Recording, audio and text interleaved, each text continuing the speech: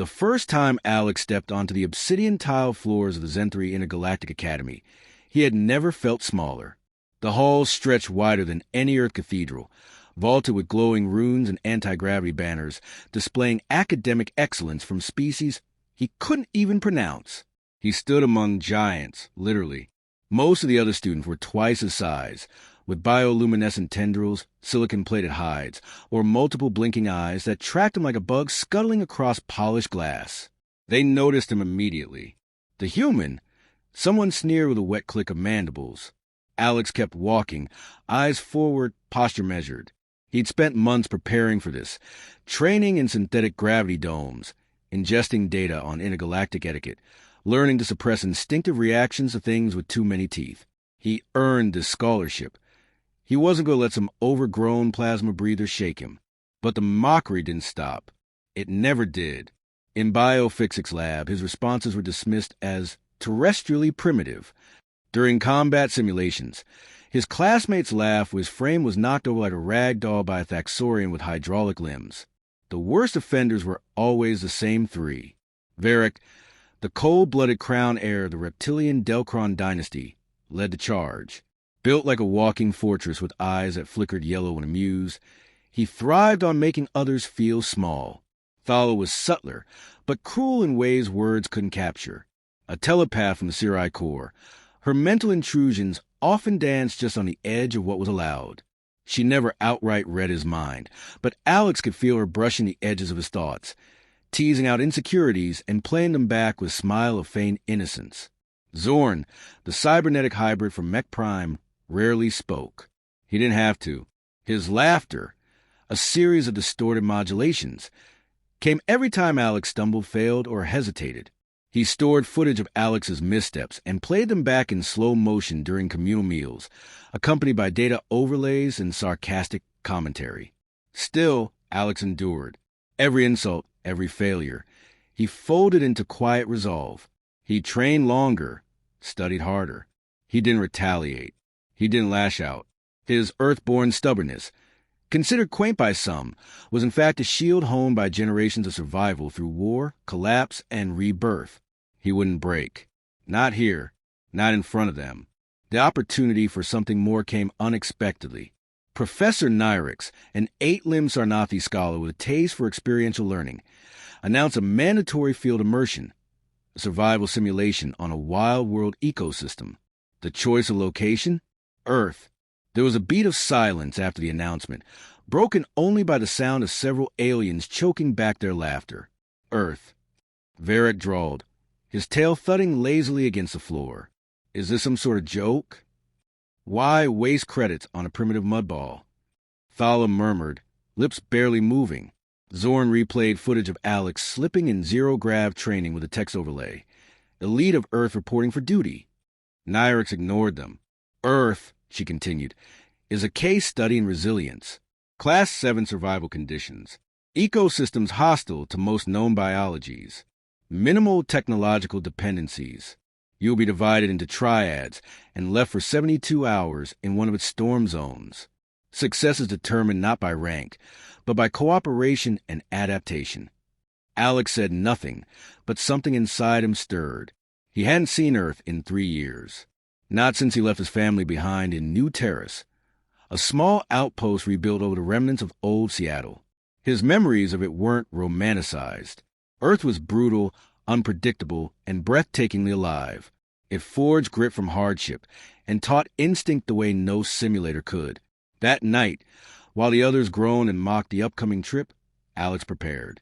He reviewed Earth's bioindices, recalibrated his environment suit for erratic magnetosphere pulses, and downloaded updates on atmospheric volatility near the Cascadian Range. His classmates prepared with arrogance. Alex prepared with memory. He remembered the sting of acid rain on unshielded skin, the silent danger carbon fogs that crept over valley ridges, and the way predators moved, fast, quiet, with hunger carved into their bones. He didn't sleep much, but he didn't need to. When the time came, the Academy's long-range cruiser descended into Earth's lower stratosphere. The alien students leaned away from the view screens, squinting at the planet's swirling clouds and jagged coastlines. What a miserable-looking place. Thala whispered. Alex watched silent. Thunder cracked as they broke through the atmosphere.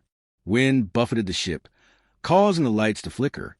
Outside, bolts of lightning arced across the sky, painting the landscape in violent white flashes. The drop zone emerged, a vast, wind-swept plain surrounded by storm-bitten mountains. No cities, no satellites, no outposts, just earth, raw and untamed. The moment the ramp lowered, Alex inhaled the air, not filtered or recirculated. Real, heavy with ozone, the taste of rain and roots and ash. He stepped onto the soil like someone returning home from a long exile. Around him, the others hesitated. "The gravity's wrong," Zorn grumbled, adjusting his stabilizers. "Humidity's corrosive," Varek spat. Within minutes, their composure began to fray. The alien students, designed for sterile environments and perfectly modulated atmospheres, found themselves slipping in the uneven terrain, their suits struggling to maintain internal equilibrium. Alex, by contrast, moved with familiarity. He didn't smile. He didn't gloat. But every confident step he took was a reminder this was his world. By nightfall, the storm rolled in harder than expected. Lightning cracked like artillery over the hills. The air shimmered with ionized particles. The group scattered to seek shelter, stumbling through soaked grasses and jagged crags. Alex's group, him, Thala, and Zorn, found partial refuge beneath the overhang of a collapsed concrete structure, remnants of some forgotten pre-collapse highway. The shelter was barely functional, but Alex secured a heat pocket using dry moss and magnetized filament. Zorn sat shivering, processor stuttering as he tried to recalibrate. Thala's glow dimmed under the onslaught of unfamiliar signals. Alex said nothing. He just worked, hands moving with surety, building, stabilizing, protecting. And for the first time, no one interrupted him. That night, as thunder rumbled like distant beasts and the others drifted into uneasy sleep, Thala watched him from beneath heavy-lidded eyes. "You're not what I expected," she murmured. Alex didn't look up. No one ever expects much from a human. Her silence lingered, but not out of disdain. It was a silence of reassessment. When dawn broke, Earth was still wild. The dangers still lurked. But something fundamental had shifted. Alex wasn't the outlier anymore. He was the one who knew how to survive. And the others, they were beginning to realize they needed him. The field trip had only just begun. The morning brought no peace. Only sharper winds in the distant house, something that didn't belong in any textbook. The ground steamed from last night's lightning strikes. Scorched earth still humming with heat beneath their boots. Alex was already awake, packing the makeshift shelter with quiet efficiency. He didn't ask the others if they were ready. He knew they weren't. Zorn's systems rebooted overnight, his optics flaring briefly as he recalibrated. "External conditions remain outside optimal tolerance," he muttered, voice grainy with static. "Humidity is destabilizing my thermal core." Thala stood beside the collapsed support beam, staring out over the grasslands with narrowed eyes. "We can't remain here," she said. "We've lost contact with the other triads. Varek's signal is gone." Alex adjusted the fit of his suit and pointed toward the rising sun. "There's a ridge to the east. Higher ground will give us visibility and maybe a signal boost." "You're not in charge," Zorn snapped. "No," Alex replied calmly, "but you're malfunctioning and Thala can't fly or teleport out of here. Unless either of you wants to sit and wait for a predator to sniff us out, I'd suggest moving." Thala didn't argue. She followed.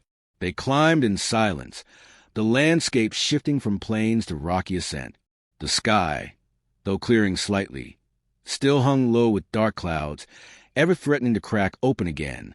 Earth's atmosphere had only grown more volatile since the last Terra Index scan, and it wasn't adapting to their presence. It was daring them to survive. Zorn fell twice on the slope.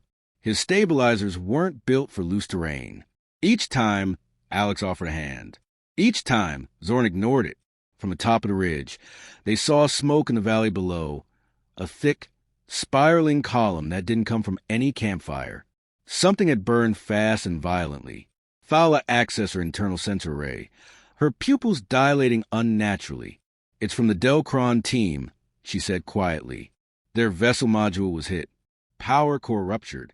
No vitals on Varek. Alex didn't feel satisfaction. The Bullies' downfall did make the danger less real. We need to move. That smoke's a beacon. They descended quickly. Alex led without ceremony, scanning for unstable terrain and marking safe zones with strips of emergency foil. He moved like someone who had grown up dodging acid storms and territorial beasts because he had.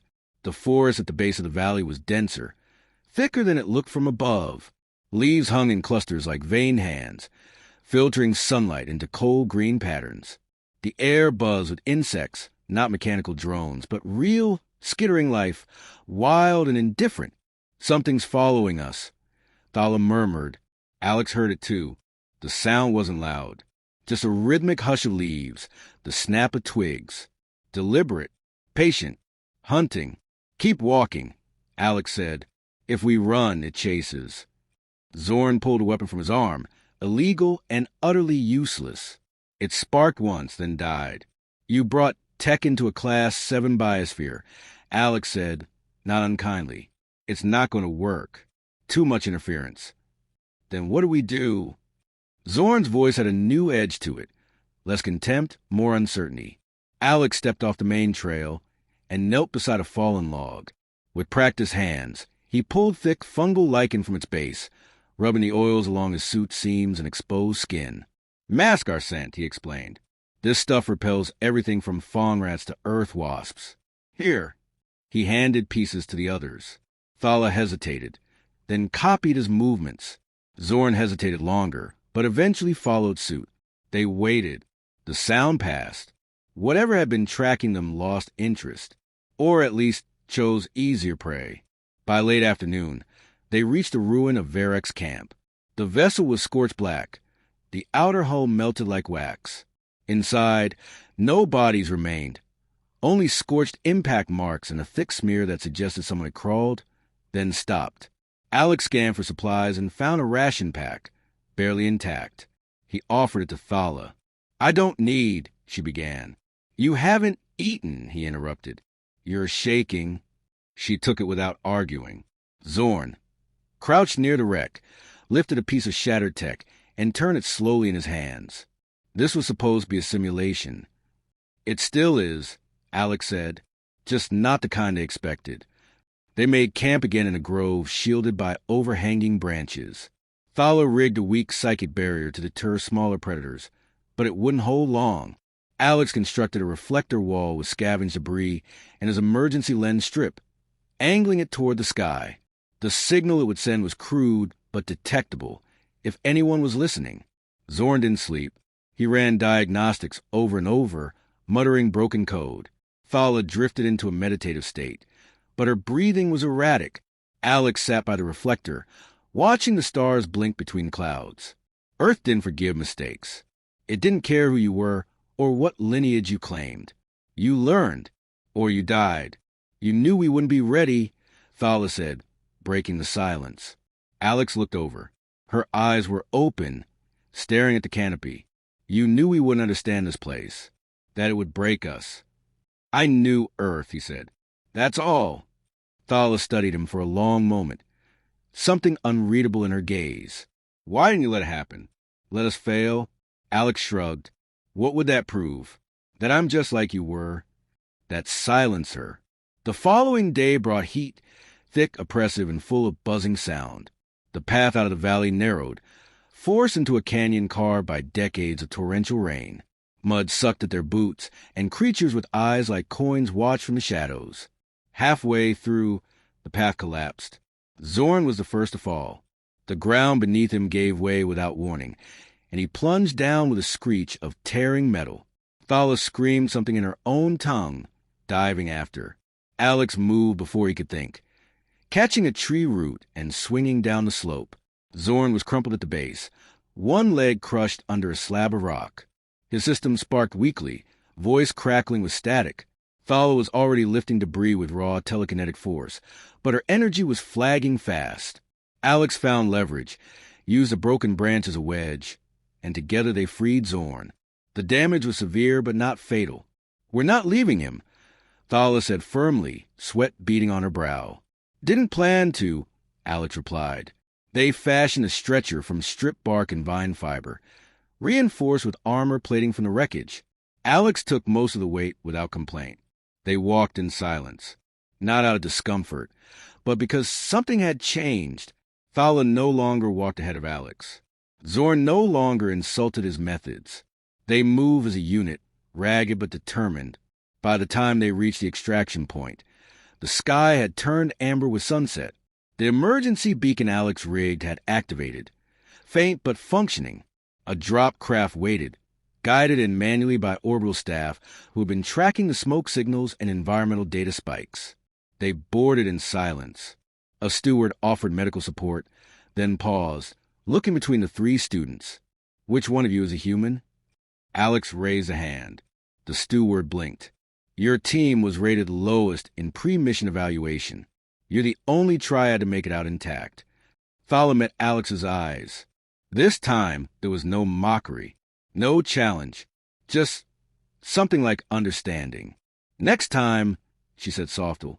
The debrief room aboard the orbital station was quiet, save for the soft hum of recycled air and the occasional flick of a holographic panel. The triad sat together, an unusual formation given how they'd begun. Alex, spine straight, eyes forward. Thala, arms crossed but relaxed. Zorn, legs extended awkwardly, his damaged systems undergoing steady repair. The mood was heavy, not with defeat, but reflection. An instructor materialized on the central screen. Commander Island, silver-eyed and always still, regarded them with something between curiosity and caution. Your mission was not designed to test survival, she began, but unity under pressure. We simulated failure to assess cooperation thresholds. No one was expected to exit the simulation with all members intact. You did. Zorn twitched. You mean we were bait? You were given circumstances beyond standard thresholds, Island replied, unfazed. This was deliberate. True cohesion is rare in cross-species squads, especially involving humans. Alex kept his expression neutral. He already suspected this. The other teams? Thala asked, voice quieter than usual. Recoverable. One fatality. Varric. The simulation registers aggression as a liability. He failed to adapt. No one spoke for a moment. Then Alex said, so what now? Island's gaze sharpened. Now you lead. The declaration was simple, but final. She dissolved from the screen. Over the next few days, things shifted. Word of their survival spread. Instructors who once dismissed Alex now studied him. Cadets who mocked him now offered cautious greetings, though some still sneer behind veiled eyes. Prestige mattered here, and surviving Earth carried weight. Still, Alex didn't revel in it. He spent his hours rebuilding, repairing Zorn's shoulder servo, testing gravity boots with Thala in the zero chamber, training, always training. But change wasn't limited to perception. Something deeper stirred, an unease that threaded itself through the station's routines. Schedules were altered, drills intensified. New protocols were installed into every cadet's neural patch without explanation. Everyone felt it. A tightening, a preparation. One evening, while reviewing atmospheric maps of Earth's surface anomalies, Thala approached Alex, dragging a folded datasheet behind her. They're reclassifying Earth, she said, voice tight. Not as a simulation zone, as a potential front. Alex looked up, brows raised. Front for what? Conflict. They found something. A signal. She unfolded the datasheet. It displayed a waveform unlike any Alex had seen. Spiky, irregular, embedded with what looked like fractal patterns repeating through layers of encrypted noise. Artificial, yes, but alien in a way that defied categorization. It came from deep within the Pacific Ridge, below the tectonic shelf, and it responded to our presence. Zorn, listening from across the room, narrowed his eyes. You're saying we woke it?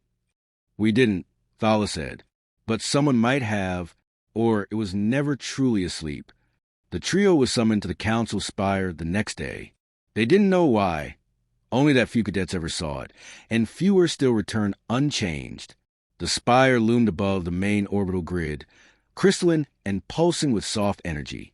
Inside, walls moved with thought, molding to their presence. They were guided by an unseen force to a chamber that wasn't entirely physical, light and shadow coalescing into form. A circle of translucent figures waited, each one a projection of something more vast, more connected. The Council. We have monitored your journey. The central figure spoke, its voice layered, echoing as if through time itself. Your triad displayed qualities long diminished in our collective: adaptability, empathy, resilience. Alex stood still.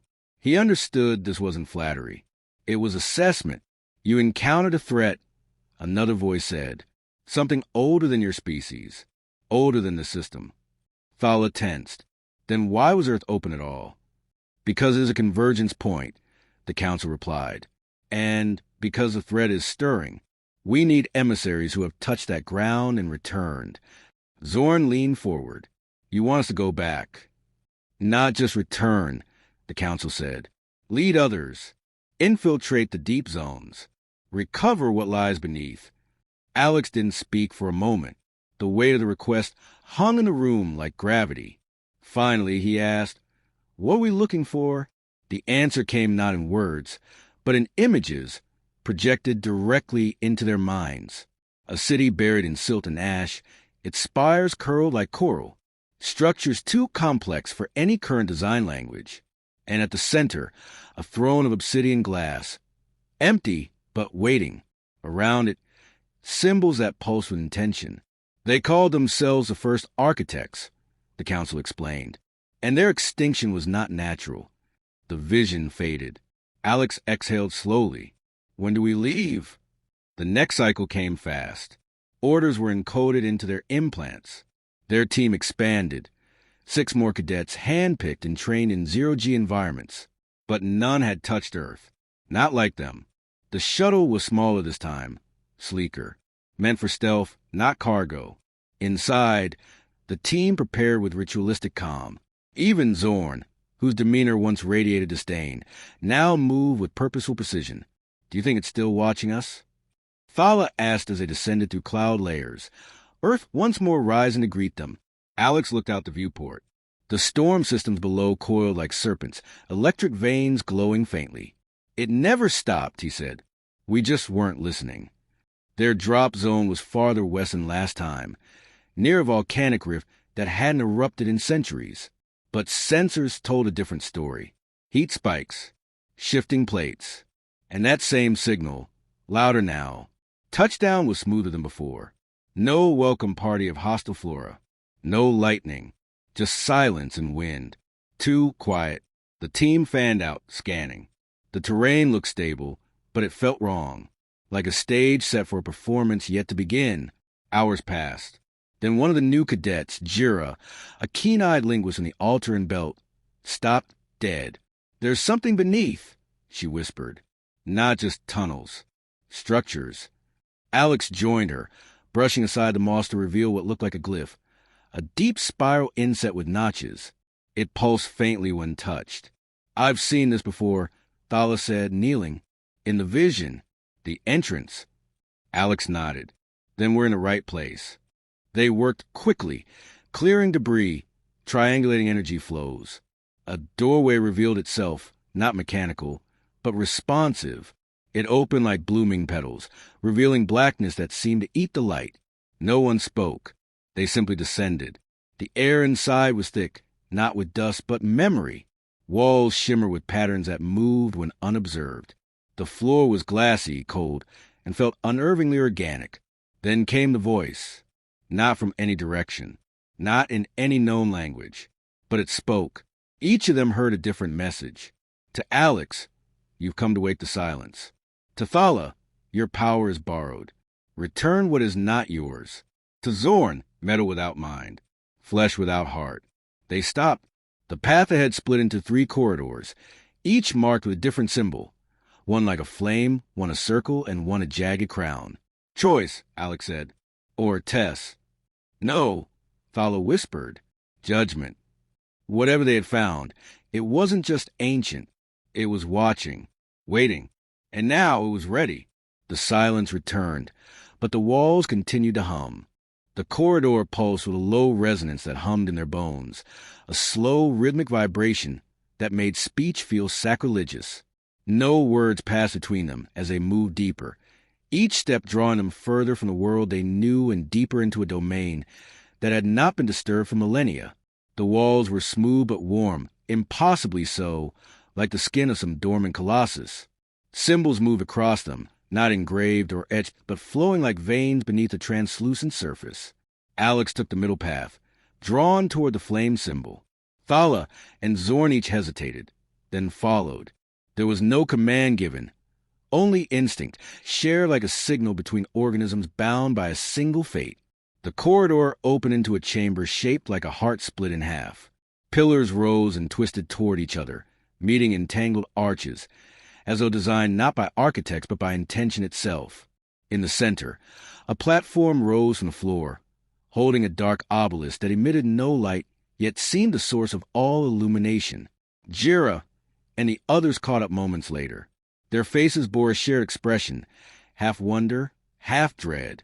It wasn't fear of what was present, but of what might awaken. "It's reacting to us," Thala said. Her voice was barely a breath, as though louder words might shatter the room. Zorn approached the obelisk, his servos clicking softly. He reached out, his synthetic fingers brushing its surface. The contact rippled through the air like a dropped stone in still water. Lights flared in the surrounding walls, not with color, but with meaning, thoughts, fragments of language, ancestral pain. Alex saw flashes in his mind. A city folding in on itself, not from war, but from grief. Beings of light abandoning bodies to become code. A signal set not as a warning, but a confession. "They killed themselves," Alex murmured. "To stop it." "To stop what?" Jira asked. As if an answer, the obelisk shifted.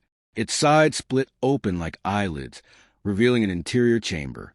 Inside lay something, mechanical in structure, but biological in rhythm. A cradle. And within it, a being that was not asleep. It opened its eyes. The silence shattered.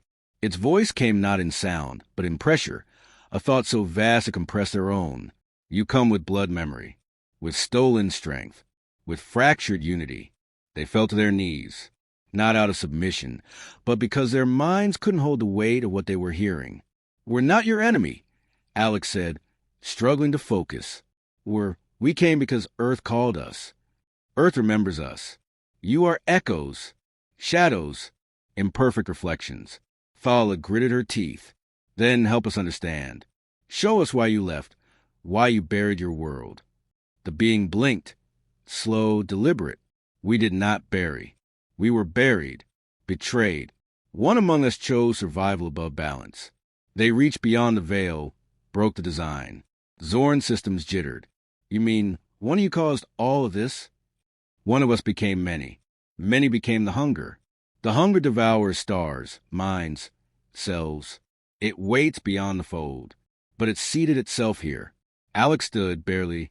"It's still here. It never left." The platform beneath the cradle split, and the floor cracked open, revealing a spiral descent. Below, the darkness churned, not empty, but crowded with whispers that curled through the air like smoke. "You want us to go down," Thala said. "You must. You are the last who can." The rest of the team stepped back. Jira was pale, her eyes locked on the descent. "That's not a tunnel," she whispered. "It's a mouth." "Then we go into it," Alex said, "before it decides to rise." Zorn nodded, not with the arrogance of before, but grim resolve. "We finished what the architects started." They descended in a tight formation. As they moved, the temperature dropped, but their suits remained stable.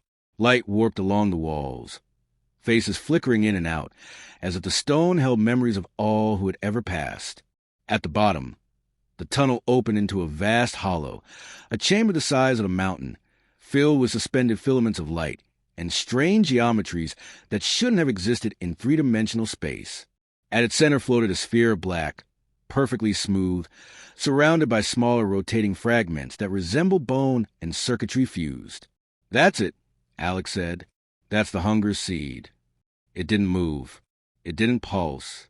But it felt them, From its core, a tether lashed out, faster than thought, striking Jira in the chest. She gasped, eyes glowing white, and then went still. Not dead. Not alive. Alex rushed to her, but Zorn caught his arm. "It's a trap," he said. "It's trying to bind us one by one." "We can't destroy it," Fowler said. "If we strike the core, we risk rupturing its containment. There has to be a counter-signal," Alex muttered. "A null frequency." He turned to Zorn. "Can you link your core to the structure? Use the obelisk's energy field." Zorn hesitated. "It could burn me out." "I know," Alex said, "but it might give us a shot." Without waiting, Zorn connected to the pillar nodes embedded in the floor. Sparks flared along his spine as he integrated, letting the ancient systems read him, understand him. He screamed once, then fell silent, body rigid, arms outstretched. The room shifted. The filaments began to unravel, light bleeding backward into the walls. The black sphere trembled, the fragments around it sparking like flares. Alex drew closer. "We need a resonance. Fala, amplify my voice." She nodded, placing her fingers to his temple, her power focusing through him. Alex spoke, not in Earth language, not in the station's dialect, but in the tongue the architects left in the walls. "You are not hunger. You are not God. You are ruin, and we deny you." The black sphere cracked. A scream, neither sound nor light, shattered the chamber. Then it imploded. In a flash, the darkness was gone. The fragments dropped, harmless now, and the pressure lifted like a great breath exhaled. Zorn collapsed. Jira gasped and coughed, eyes flickering back to normal. It was done. They rose in silence, bearing the weight of what had passed, but lighter for having survived it. As they ascended back through the spiral, the cradle room was quiet. The being watched them. "You are changed." Alex nodded. "So is your world." Then it begins again. The corridor opened to the surface, where dawn broke across a landscape reborn. The storms had stilled. The air, once thick with tension, now felt clear. Alive, their shuttle waited. Evac protocols had been triggered when the signal spiked. As they boarded, Thala looked back once. "You think it's really over?" she asked. Alex didn't answer right away. He watched the sun crest the horizon, casting light across a planet that had tested him, remade him, and now, for better or worse, claimed him. "No," he said finally, "but now we're ready." And the doors closed behind them.